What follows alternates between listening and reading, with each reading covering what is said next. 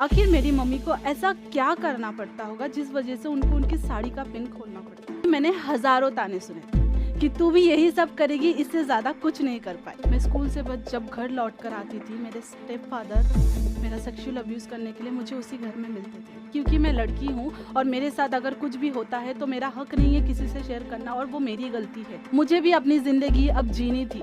मुझे वो हर सारे लोगों को गलत साबित करना था जिन्होंने मुझे बचपन से ये बताया कि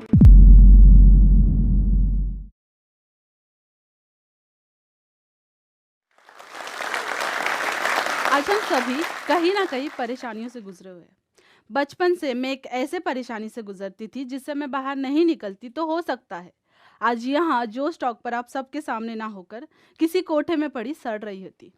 नमस्ते, मेरा नाम तानिया और मैं मुंबई की उन गलियों में से हूँ जहाँ पे जिंदगी इतनी आसान नहीं होती। मेरी मम्मी एक सेक्स वर्कर थी और ये एक ही टैग काफ़ी था मेरी ज़िंदगी को बदतर से बदतर बनाने के लिए। मेरी मम्मी एक सेक्स वर्कर थी और मैं उसकी बेटी। इसका मतलब यह नहीं है कि मैं गलत हूँ, पर बचपन से ही मैंने हजारों ताने सुने थे कि तू भी यही सब करेगी, इससे ज़्यादा कुछ नहीं कर पाएगी। आज उन सारी बातों को गलत साबित करके मैं एक लाइसेंस जुम्बा इंस्ट्रक्टर, एक social worker and soon to be एक फ्लाइट अटेंडर हूँ। मैं जब छोटी थी तो मुझे नहीं पता था कि मेरी मम्मी क्या काम करती है, पर वो हर रोज़ शाम को मेकअप करती और एक सुंदर सा साड़ी पहनती, शाम को जाती और रात को घर लेट आती। मुझे ये बात बहुत सारे सवाल मेरे मन में खड़ा करता, पर कभी डर के मारे मम्मी से पूछ ही नहीं पाई।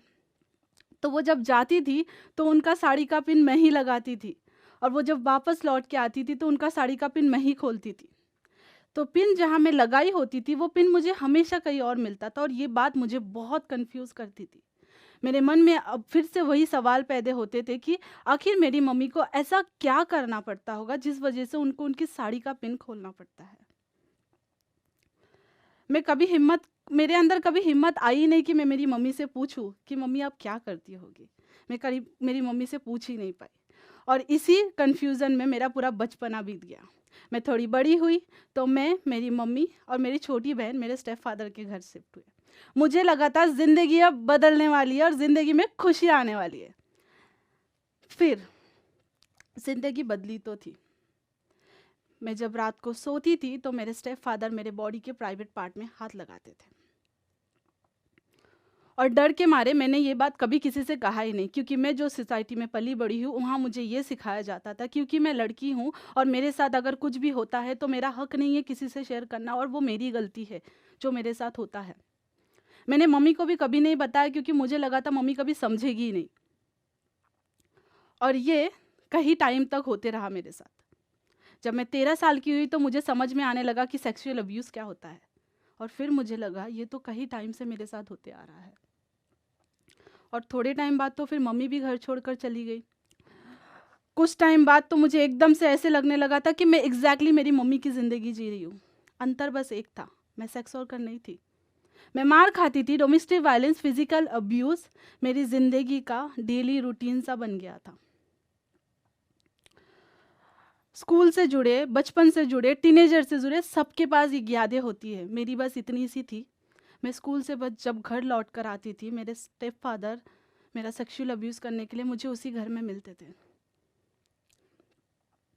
मैंने ज़िंदगी से सारे उम्मीदें तोड़ चुकी थी, पर मैं फिर भी एक ट्राई करना चाहती थी जीने का। फिर मुझे याद आया मेरे घर के सामने एक पुलिस स्टेशन था, और मुझे लगा कि मुझे वहाँ जाके रिपोर्ट करना चाहिए ताकि मुझे कुछ तो मदद मिले वहाँ से। मैं वहाँ पे 2 बार गई और दोनों बार मैंने उनसे कंप्लेन किया और मैंने बोला कि मेरा रिपोर्ट लिखाओ आप। उन्होंने मुझे दोनों बार घर लौटा दिया ये कहकर तुम 16 साल की हो और हम तुम्हारा रिपोर्ट नहीं ले सकते। उन्होंने मेरे स्टेप फादर को बुलाया तो था, पर डरा धमका के वापस भेज दिया था, और उसके बदले में मुझे क्या मिला था? पिटाई। मैंने ज़िंदगी के फिर से सारे जीने की उम्मीद तोड़ चुकी थी, मुझे जीना ही नहीं था। फिर मैंने 3 बार सुसाइड अटेम्प्ट किए। मैं इमोशनली इतना डाउन हो गई थी, मैं इतना पिस्ड ऑफ हो गई थी, मुझे बस जीना ही नहीं था। उसके बाद क्या, मुझे आज यहाँ तक जो पहुँचना था, इसलिए मैं तीनों बार बच गई। मुझे अपनी ज़िंदगी ऐसे तो नहीं काटनी थी। वो कहते हैं ना कि अगर काटनी है ज़िंदगी तो पीछे देखो, और अगर जीनी है तो बस आगे देखो। मुझे भी अपनी ज़िंदगी अब जीनी थी, और मेरा जीने का वजह सिर्फ 3 था। वो था एक जो मुझे वो हर सारे लोगों को गलत साबित करना था, जिन्होंने मुझे बचपन से ये बताया कि तुम्हारी मम्मी सेक्स वर्क करे तो तुम भी यही करोगी, इसके अलावा कुछ नहीं कर पाओगी। मेरी बहन को वो सारी अच्छी ज़िंदगी देना जो मैंने कभी नहीं पाया अपने बचपन में। और तीसरा, मुझे अपने सपनों को जीने का एक मौका। मैंने बहुत ट्राई किया और मैं एक दिन सोच ली कि मुझे अब नहीं रहना यहाँ। मैं 9वीं बस पढ़ाई, मेरा 9वीं स्टैंडर्ड ख़त्म हुआ था और मुझे ये बात तो पता था मुंबई रहने के बाद इतने सालों में कि जस्ट 9वीं ख़त्म करके कुछ नहीं मिलने वाला है जॉब। तो खाना बहुत अच्छा बना लेती थी, घर का काम बहुत अच्छे से आता था, तो मुझे लगा डोमेस्टिक हाउस का वर्क तो मैं कर ही सकती हूँ। ये सोच के साथ मैं घर से निकली अपनी तकदीर बदलने के लिए। एक 100 रुपये का नोट लेके निकली थी मैं। निकली, लोकल ट्रेन में बैठी और मुझे नहीं पता था कि मैं एक दलदल से निकलने में कहीं दूसरे दलदल में तो नहीं फंसने जा रही हूँ। ऐसे सवाल मुझे खाते गए वो पूरा टाइम, और फिर मैं एक स्टेशन उतर गई। उस टाइम पे मुझे नहीं पता था वो स्टेशन का नाम क्या है, और मुंबई जैसे शहर में मैं किसी को नहीं जानती थी वो टाइम पे। मैं उतर गई और हर वो पॉसिबल रास्ते के बारे में सोचने लगी जहाँ से मुझे थोड़ी सी हेल्प मिल सकती थी। फिर मुझे याद आया कि मेरी एक फ्रेंड ने मुझे क्रांति एनजीओ के बारे में बताया था। उसने मुझे ये बताया था कि क्रांति एनजीओ मेरे जैसे लड़कियों के लिए ही काम करती है। उसने मुझे उनका नंबर दिया था। मैं उस नंबर पे तुरंत कॉल लगाने लगी और मुझे लगा अब इन लोग मेरी मदद करेंगे और वो मेरे कॉल उठा लेंगे। पर फर्स्ट ट्राई पे उन्होंने मेरा कॉल नहीं उठाया, पर हिम्मत नहीं हारी थी मैं। फिर से शाम को मैंने कॉल लगाया उनको और उन्होंने मेरा कॉल उठा लिया। मैं क्रांति आई और मुझे सबसे पहली चीज़ दिया गया वो था मेंटल थेरेपी। मैं आज भी कहती हूँ और आगे भी हमेशा ये कहती रहूँगी, जिस दिन मैं robin Chaurasia the founder of क्रांति उससे मिली थी और जिस दिन मैं क्रांति आई थी उस दिन मैंने फिर से जन्म लिया था ज़िंदगी में। मैं फर्स्ट टाइम किसी के पास सामने रो पाई थी और किसी से कह पाई थी कि इतने टाइम से जो भी मेरे साथ हो रहा है वो मेरी गलती नहीं है, मैंने चूज़ नहीं किया है वो। और वो एक टाइम मेरे दिल में हमेशा रहेगा। और उसके बाद कई ऐसे अच्छे चीज़ें हुए मेरे साथ जो मैंने सपनों में भी नहीं सोचा था। क्रांति के थ्रू मैंने मेरा एजुकेशन पूरा किया, क्रांति के थ्रू मैंने अपना सपना जीना स्टार्ट किया, क्रांति के थ्रू मैं एक एक्टर बनी, एक थिएटर आर्टिस्ट बनी, मैंने इंटरनेशनल एंड नेशनली ट्रैवल किया, मोर देन 30 कंट्री। और मैंने ऐसे कई चीज़ें की है जिस वजह से आज मैं जो हूँ वो हूँ। क्रांति ने मुझे नॉट जस्ट एक नई लाइफ दी, क्रांति ने मुझे एक बेस्ट लीडर और एक अच्छा इंसान बनाना भी सिखाया। और फिर मैंने मेरी डांस की जर्नी स्टार्ट की।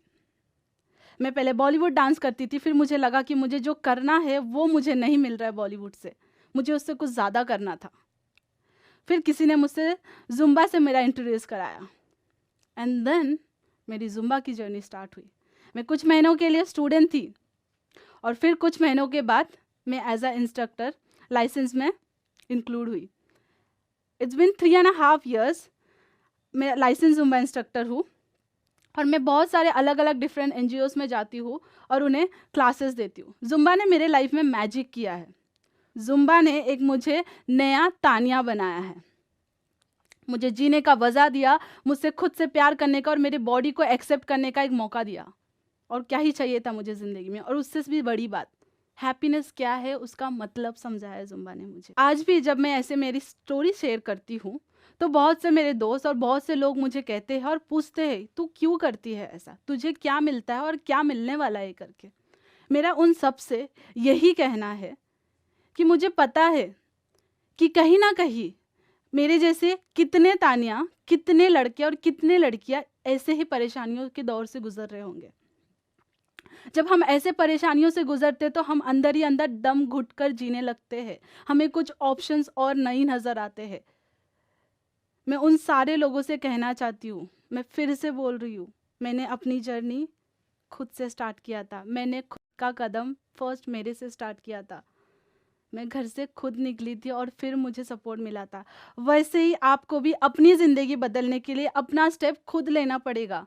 लोग आपको सपोर्ट करेंगे पर पहले अपनी ज़िंदगी को बदलने के लिए आपको बदलना पड़ेगा और तब जाके अब दुनिया बदल सकती है। Thank you.